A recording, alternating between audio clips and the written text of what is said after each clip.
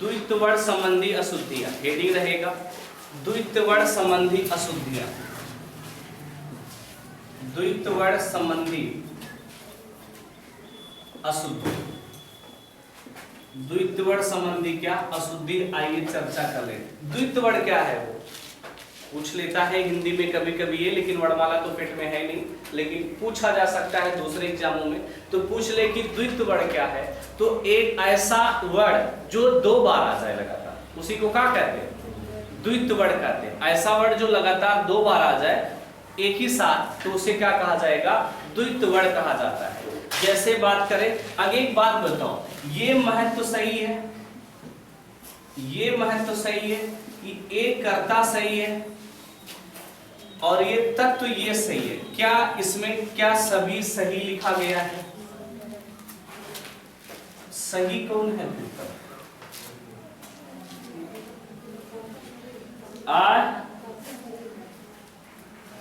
सही कौन है फिर, तो ये बताओ।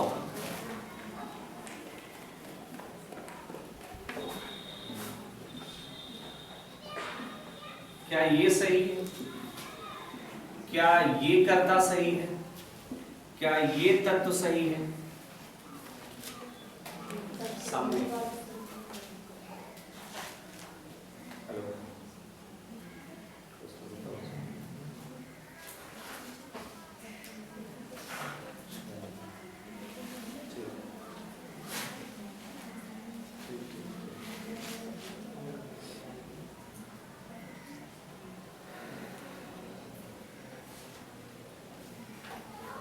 जी बताइए कौन सा सही है। तो याद रखना यहां पर ये मात्र सही है, बाकी ये सभी क्या है, गलत है।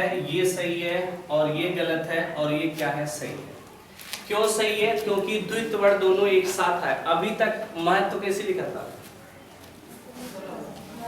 पक्का झूठ मत बोलना, ये लिख रहे थे, तत्व भी यही लिख रहे थे। ऐसी लाइन होनी चाहिए, ये लाइन ऐसे खींची जाती है, आदत तय ऐसा खींचा जाए, वो भी सही है, ऐसी बात नहीं है। तो ये आपका सही है। क्यों सही है, पहले ये लिख लीजिए, फिर बताते हैं क्यों सही है, क्यों ऐसा आप लोग करते हैं।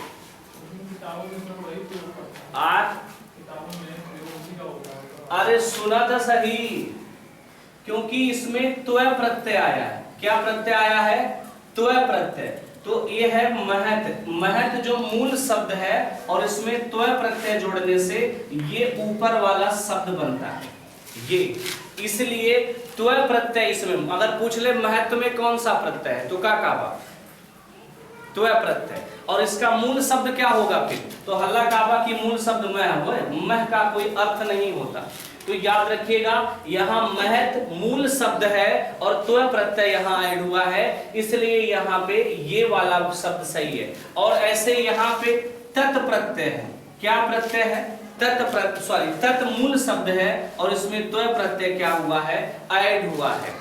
कर्ता ये वाला क्यों सही है, कर्ता ये वाला इसलिए सही है क्योंकि यहाँ पे क्री आपका ये है और ता क्या है, प्रत्यय है। यहाँ ता प्रत्यय है, क्री धातु है, इसलिए यहाँ कर्ता ये बना है।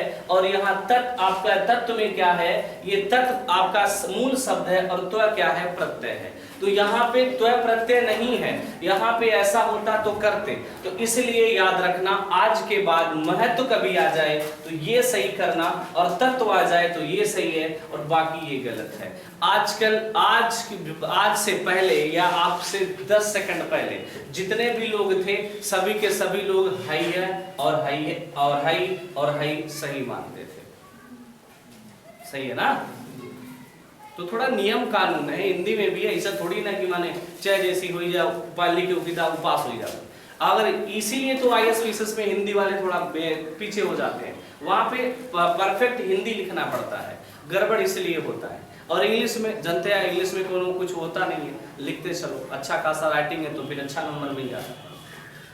और पेपर भी जानते हो कैसी चेक होता है, पहला 2 क्वेश्चन बेस्ट बात, बढ़िया पेपर चेक होते हैं हाई स्कूल इंटरमीडिएट में होते, हाई स्कूल इंटर में अच्छे लोग नंबर पाते हैं। आगे लिखिएगा, अगली बात करते हैं, अगला पॉइंट लिखिएगा, बिस्तर के संबंधी अशुद्धियां। विसर्ग संबंधी अशुद्धियां। तो ये रहा द्वित्व संबंधी अशुद्धियां। अगला हम बात कर लेते हैं विसर्ग संबंधी अशुद्धियां। विसर्ग संबंधी अशुद्धियां क्या होती है? जैसे मनोकामना, आप लोगों ने ऐसा लिखा होगा मनोकामना, ये क्या सही है? नहीं, ये सही नहीं है। शुद्ध हिंदी देखा जाए तो ये शब्द इसका क्या है? मनः कामना, ये सही माना जाता है, ये सही है। और ये क्या है? गलत है। क्योंकि विसर्ग, जहां ओ की मात्रा दिखे विसर्ग लगा दो। विसर्ग आपको हिंदी में संधि है, आगे पढ़ाएंगे, लेकिन ये मनः कामना ये सही है और मनोकामना आ जाए तो ये क्या है? गलत है। एग्जाम में आ जाए, बताइए निम्नलिखित में कौन सा सही है? मनोकामना दे दे, मनः कामना दे दे, कर्ता वो पीछे लिखा दे दे, तत्व पीछे लिखा दे दे, जैसा गलत वाला था, तो क्या बताएंगे? ये वाला क्या है? सही है। बात क्लियर है? अगला 4-5 एग्जाम्पल लिखवा देते हैं, लिख लीजिएगा। जैसे आपका मनोप्रसाद, एक शब्द है मनोप्रसाद, ये हो जाता है मनः प्रसाद, ये सही है और ये गलत है। यहां लिखिएगा अशुद्ध और इधर लिख लीजिएगा शुद्ध, थोड़ा बैठे दिमाग में। तीसरा लिखिएगा अधोपतन। अधोपतन, ये सभी विसर्ग संबंधी अशुद्धियां हैं। अधोपतन को क्या लिखा जाएगा? अधःपतन, ये सही। अगला लिखिएगा अधःपतन के बाद एक पॉइंट और याद रखिएगा, एक पॉइंट थोड़ा और सिखा देते हैं। देखो इधर देखो, जो अभी लिखे हो मनः कामना, ये भी गलत है। क्यों गलत है? सुनो ध्यान से। मनः कामना ये लिखा गया, मनः कामना ये लिखा गया, कौन सही है? ये वाला।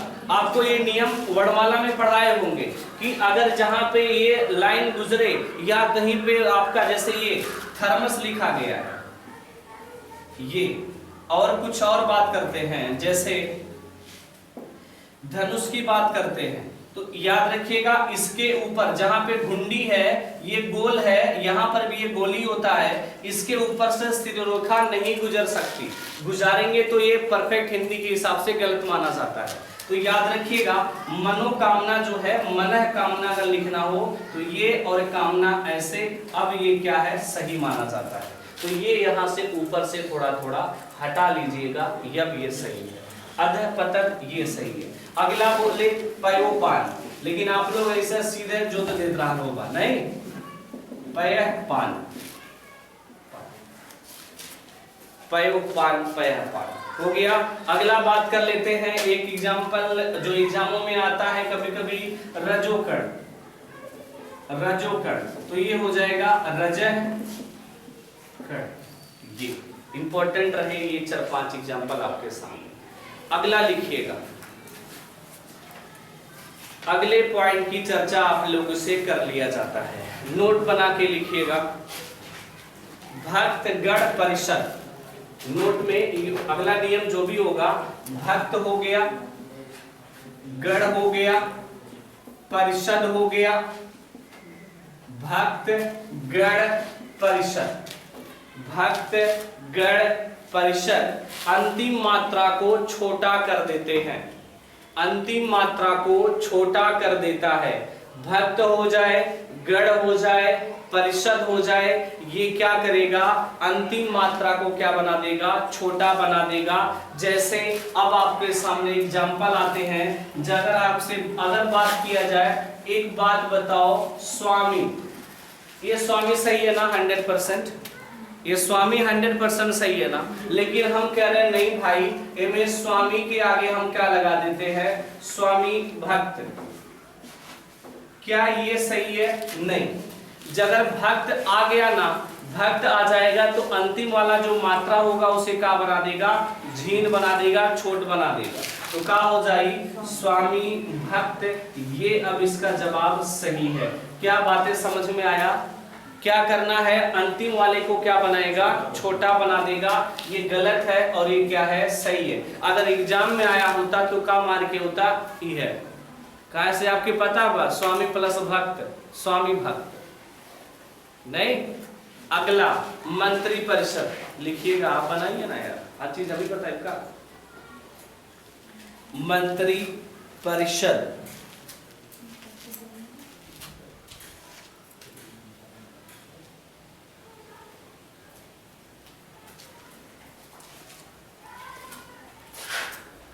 मंत्री बड़ा बोला ना, तो मंत्री क्या बन जाएगा? तू पहले लिख दियो जीवार।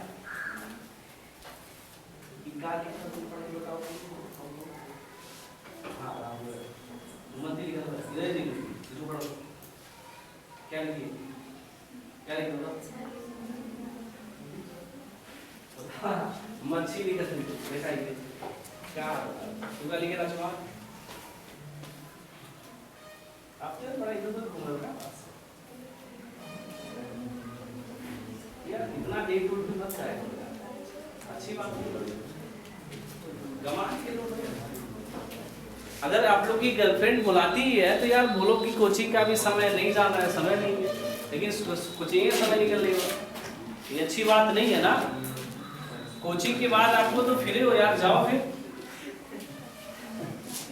मंत्री प्लस परिषद। हाँ, कोचिंग के बाद आप लोग फ्री हो, चाहे जो बोला चाहे जा जाओ, लेकिन यार बिना पहले ही चले जाओ तो ये अच्छी बात नहीं है। पढ़ाई किया करो यार। ये हो जाएगा आपका क्या? मंत्री परिषद। ठीक है, तो अंतिम वाले मात्रा को क्या बना देगा? छोड़ा। कहीं भी आएगा, चाहे भक्त आ जाए, गण आ जाए, शब्द ढूंढ लेना, परिषद आ जाए, गण आ जाए, भक्त आ जाए, अगर आखिरी में ज्वाइंट हो रहा है तो वो आखिरी वाले को क्या बना देगा? जीन बना देगा। याद रखिएगा, जीन माने मात्रा छोटा कर देगा। आगे लिखिएगा, अगला पॉइंट की बात करें। नहीं, अलग नहीं। अरे भाई, जब मंत्री परिषद लिखना है तो अलग काहे लिखेंगे हम? जब अलग अलग नहीं करना है, मंत्रियों के लिए परिषद, यहाँ पे समास भी आपको पढ़ाया गया होगा। आगे लिखिएगा, अरे समास पढ़ा रहे ना, मंत्रियों के लिए परिषद या मंत्री का परिषद, तत्पुरुष समास जैसे सिस्टम से। आगे लिखिएगा, कर्ण प्रत्यय। कर्ण प्रत्यय अंतिम मात्रा को बड़ा कर देता है। कर्ण प्रत्यय, कौन सा? कर्ण। कर्ण प्रत्यय अंतिम मात्रा को बड़ा कर देता है। कर्ण प्रत्यय अंतिम मात्रा को बड़ा कर देता है। कर्ण प्रत्यय अंतिम मात्रा को बड़ा कर देता है। अब जैसे आपसे बात करें, भक्ति कैसे लिखते हो? भक्ति ये लिखा जाता है कि बोलो? हम कह रहे नहीं यार, इसमें हम कर्ण प्रत्यय लगा करके भक्ति कर्ण लिखना चाहते हैं। तो आप कहोगे यार इनमें तो बड़ा आसान चीज पढ़ावत है, ये हो गया भक्ति कर्ण, लगा दो, कहानी खत्म। अब जब लगा के ई आओगे तो कहेगा तो आपकी कहानी भी हम खत्म कर देंगे। तो कहानी आपकी खत्म ना हो इसलिए नियम सुनो। हमने कहा अगर कर्ण प्रत्यय ऐड होता है तो क्या करेगा? अंतिम वाले मात्रा को क्या कर देगा? बड़ा कर देगा। बस हो गया। फिर ये सही है, ये भक्तिकरण ये सही है भैया, ये भक्तिकरण। आगे लिखिएगा, आगे बात करते हैं सशक्तिकरण। सशक्तिकरण लिख के दिखा हुआ है, सशक्तिकरण। अभी तक तो छोटका लिखता सब पक्का रहा, अभी तक ले छोटका लिखता। पहले लिख डाली तुम इस लड़की को समझाओ, पहले उसको बड़ा बनाओ पहले। अरे इधर लिखो तो चलो।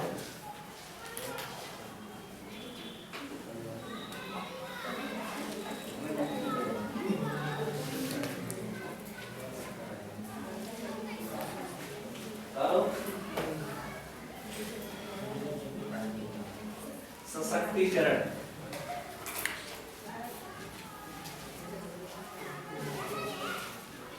तो सशक्तिकरण आप जानते हो कि शक्ति ऐसे लिखा जाता है, शक्ति ये लिखा जाता है। इसमें क्या अरे आगे से लगा सकते हो, उसी बात नहीं है, उससे कोई गड़बड़ नहीं, वो तो आप खुद होशियार इतना हो गए। तो क्या कर सकते, जब इसमें कर्ण प्रत्यय आएगा तो क्या हो जाएगा? शक्तिकरण। क्या ये आज तक पता था? बोला तो अगर आवत हिंदिया में कि सशक्तिकरण में कौन सही बात क्या करता, तो ये सही लिखे नहीं है, ये सही कर देते यार, इसमें तो बड़ा आसान पूछ लिया था। एग्जाम के बाहर आ वाला एकदम सीना चौड़ा कह के वाह अरे यार इतना आसान पूछे, क्यों हिम्मत ना रखे गलत काटे हो नहीं हाँ एकदम सीना चौड़ा था एकदम, ये क्या वाला, अरे क्यों हिम्मत में आपके 90 के 100 में 90 रखल बा। लेकिन जैसे जैसे एग्जाम का दिन बीतता चला जाता है, माने एग्जाम आज है 4 दिन बीता तो 4 क्वेश्चन गलत, 10 दिन बीता तो 10 क्वेश्चन गलत, माने 90 से 80 पाए गया, आंसर की आते आते 60 पे अटकल है, आंसर की आए 50 पे आ गया, कहानी खत्म हो गई। यही होता है, इसलिए यार थोड़ा नियम हम किसी को इंगित नहीं कर रहे, सच्चाई बता रहे। आगे लिखिएगा, आगे लिखे रीतिकरण। अभी कोई सोचे कि हम किसी को इंगित कर रहे हैं तो ये गलत आ रहा है। रीतिकरण क्या ये सही है? रीतिकरण ये गलत है। रीति तो अगर रीति भर होता तो ये सही था, लेकिन रीतिकरण आ गया तो ये क्या हो जाएगा? गलत हो जाएगा। अब इसको सही करने के लिए इस मात्रा को क्या करना होगा? रीतिकरण। ये जवाब अब आपका क्या है? सही है। अगले नियम की ओर लिखिएगा भाई, केंद्रीयकरण बताइएगा। केंद्रीयकरण, केंद्रीयकरण, केंद्रीयकरण आ जाएगा। क्या आएगा केंद्रीयकरण में? क्या लिखेंगे? तो ये हो गया केंद्रीयकरण। क्या यही तो लिखा जाता था? ये हो गया आपका क्या? केंद्रीयकरण। और बात करते हैं कुछ और एग्जाम्पलों की। अगला पॉइंट लिखो, एग्जाम्पल पॉइंट लिखिएगा। पुस्तकों के नाम सदैव पुल्लिंग में होते हैं। पुस्तकों के नाम सदैव पुल्लिंग होते हैं। पुस्तकों के नाम सदैव पुल्लिंग होते हैं। पुस्तकों के नाम सदैव पुल्लिंग होते हैं, माने पुल्लिंग में लिखे जाते हैं। जैसे लिखिएगा, वाल्मीकि ने रामायण लिखा कि लिखी? वाल्मीकि ने रामायण लिखा होगा, ना कि लिखी। तो रामायण क्या है? पुस्तक का नाम है। रामायण क्या है? ये पुस्तक का नाम है, तो रामायण लिखा होगा, ना कि क्या हो जाएगा? लिखी होगा। वाल्मीकि ने रामायण लिखा, ये इसका जवाब सही है।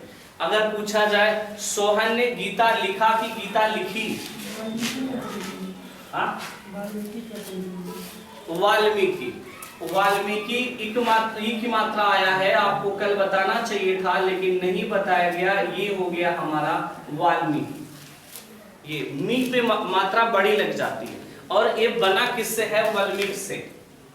ये इससे बना है, इससे बना है। ई प्रत्यय लगा करके आपको बताए थे, जैसे ई आएगा वैसे एक का बना देगा, अरे ए को आ बना देगा। बताओ ना कल यह नियम, तो वहां से ये वा बन जाएगा। इसका मूल शब्द ए है वाल्मीकि, और ई प्रत्यय जोड़ने से बड़ा बन जाता है। तो वाल्मीकि, और ये इसमें ई की मात्रा जब यहाँ आएगा तो ये छोटी हो जाएगा। तो वाल्मीकि ये सही है। याद रखिएगा, ई की मात्रा आने से जो ये व है, एक तो जो आपका ये व है, ये क्या बन जाएगा? वा की मात्रा। कल बताए थे ना कि अगर ए आए या आ आए और इसमें ई प्रत्यय जुटे तो क्या बन जाता है? ये संधि नहीं है, ये यहाँ पे इसकी शुद्धि बता रहे थे, आ बन जाता है। याद है ना कुछ? कल तो पढ़ाएगा उसमें आपकी नियम। तो वाल्मीकि ने रामायण लिखी। आगे लिखेगा, सोहन के घर में महाभारत छिड़ा। महाभारत छिड़ी की छिड़ा? छिड़ा होगा। महाभारत एक किताब का नाम है। सोहन के घर में महाभारत छिड़ा।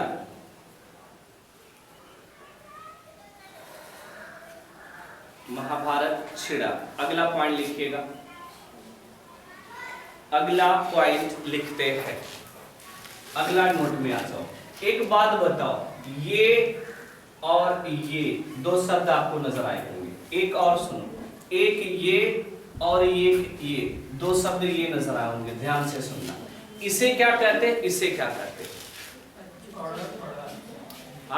अड़े अड़े कहते हैं ना इसे। अढ़े अढ़ा कहा जाता है इसे। वो याद है ना कुछ? ए लग जाता है तो ये बढ़ के बोलते हैं। थोड़ा सा जिभिया रगड़ावे पर ले रहे हैं, हमें जिभिया ना रगड़ावे पर, ठीक है।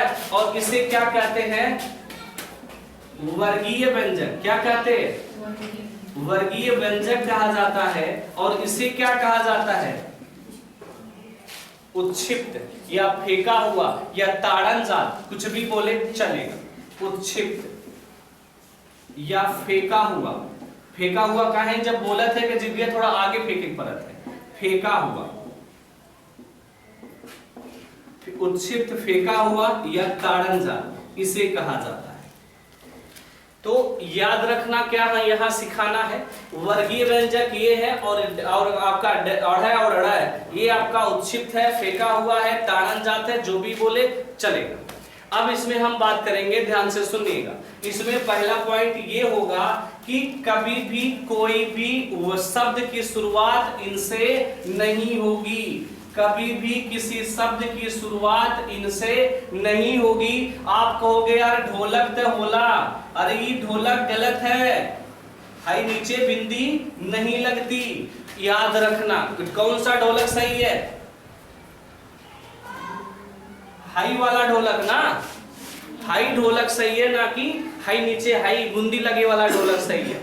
बात क्लियर है? तो ये ढोलक सही है, ना कि हाई ढोलक। तो याद रखना, एक पॉइंट बना के लिखिएगा, कभी भी किसी वर्ड की शुरुआत इनसे उत्क्षिप्त से नहीं होता। कभी भी किसी शब्द वर्ड नहीं, कभी भी किसी शब्द की शुरुआत उत्क्षिप्त से नहीं होता।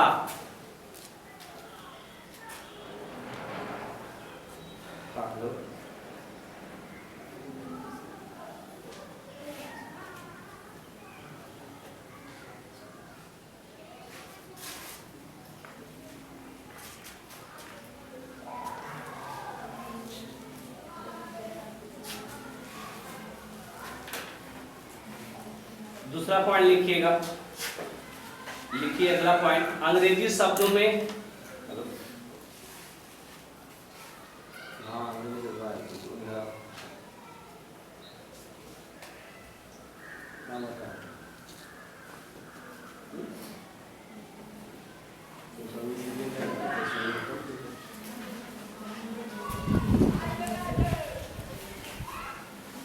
लिखिए, अंग्रेजी शब्दों में वर्गीय व्यंजक का प्रयोग होता है। हाँ, अगला पॉइंट लिखिए उसी में, अंग्रेजी शब्दों में वर्गीय व्यंजक का प्रयोग होता है। इसका प्रयोग नहीं होता, इसका अंग्रेजी शब्दों में वर्गीय व्यंजक का प्रयोग होता है, ना कि किसका? उत्क्षिप्त का। जैसे आप लोगों ने सड़क कैसे लिखा होगा? गारंटी व सड़क ये लिखा होगा। और ये सड़क अंग्रेजी एक हिंदी है, ये तो हिंदी है, ये तो सही है फिर। लेकिन इसी को रोड जब लिखना है, रोड, क्या ये सही है? ये गलत है। अंग्रेजी रोड है, सड़क तो हिंदी आ गई। रोड जो है वो क्या है? वो क्या है? ये रोड अंग्रेजी शब्द है। अंग्रेजी शब्द कुछ भी हो, यहाँ पे इसका प्रयोग हम नहीं कर सकते। जैसे बोर्ड, क्या ये बोर्ड सही है? नहीं, ये गलत है। इनके जगह पे हम ये लिखना पड़ेगा रोड, और ये है आपका बोर्ड। ये सही है और ये दोनों क्या है? गलत है। एग्जाम्पल उतार लीजिएगा। अंग्रेजी के शब्द याद रखना, कभी भी बिंदी नीचे नहीं आएगी, उत्क्षिप्त नहीं आएगा। आगे लिखिएगा, अगला पॉइंट लिखिए। रोड ये सही है, बोर्ड ये सही है, रोड ये गलत है। अंग्रेजी का शब्द रोड होता है, रोड में बिंदी नीचे नहीं आएगी, याद रखिएगा। अगला पॉइंट लिख लीजिए, अगला पॉइंट लिखिएगा, द्वित्व वर्ण में वर्गीय व्यंजक का प्रयोग किया जाता है। द्वित्व वर्ण में वर्गीय व्यंजक का प्रयोग किया जाता है। द्वित्व वर्ण में वर्गीय व्यंजक का प्रयोग किया जाता है, उत्क्षिप्त का नहीं। द्वित्व वर्ण में वर्गीय व्यंजक का प्रयोग किया जाता है, उत्क्षिप्त का नहीं, उत्क्षिप्त का नहीं। आइए, क्या है ये? जैसे अगर आपसे बात करें, द्वित्व वर्ण अभी बोले हैं, ये देखो अड्डा, ये अड्डा है, इसमें यहां पे हाई नीचे नहीं लगा सकते, ये अड्डा ऐसा लिखा जाएगा। गड्ढा, ये आधा होगा, ये पूरा होगा, इसी को द्वित्व वर्ण कहते हैं, गड्ढा। और क्या, और कुछ बतावा? अड्डा हो गया, गड्ढा हो गया, और कुछ बताएंगे? खड्डा, हाँ ये खड्डा, ये सभी सही हैं। अगर यहाँ पे बिंदी लगा दिए तो ये तीनों के तीनों क्या हो जाएंगे? गलत हो जाएंगे। तो इसीलिए ये भी नियम आपको याद रखना है। अगला नियम लिखिएगा, अगला नियम लिखिए, यदि इनके पहले, माने ये इनके पहले, इन दोनों में से कोई भी, यदि इनके पहले पंचम वर्ण का प्रयोग हो, यदि इनके पहले पंचम वर्ण का प्रयोग हो तो पंचम वर्ण, और पंचम वर्ण बिंदी अंगाई तो आती है, ऊपर बिंदी नहीं हुई तो आती है, याद रखना। तो ये याद रखिएगा, यहाँ पे नीचे बिंदी नहीं होगी। अंडा कौन सा सही है? ये वाला अंडा सही है। ये पॉइंट याद रखिए। एक दो एग्जांपल और लिख लीजिएगा, जैसे झंडा, झंडा कौन सा सही है? ये वाला कि ये वाला? बताइएगा। ये झंडा सही है और ये दोनों क्या है? गलत है, क्योंकि पंचमा अक्षर के बाद की कहानी आपको बता दिया गया है। अब लिखिएगा, सब्जेक्ट बदल लीजिए, ज्यादा हो जाएगा, गुस्सा होगे नहीं। तो एक पॉइंट आपको मन में डाउट होगा, मेढक, मेढक लिखते हो ना इससे, ये मेढक सही है कि गलत है? ये मेढक सही है कि गलत है? ये मेढक सही है ना? तो आप कहोगे अभी आपने हल्ला हल्ला करके चिल्ला चिल्ला के ये पढ़ाया कि अगर बूंदी आ जाए तो नहीं लगेगा, तो काहे लगा दिए? अभी तो हल्ला किए ना कि बूंदी आया नहीं लगेगा, तो काहे लगा दिए?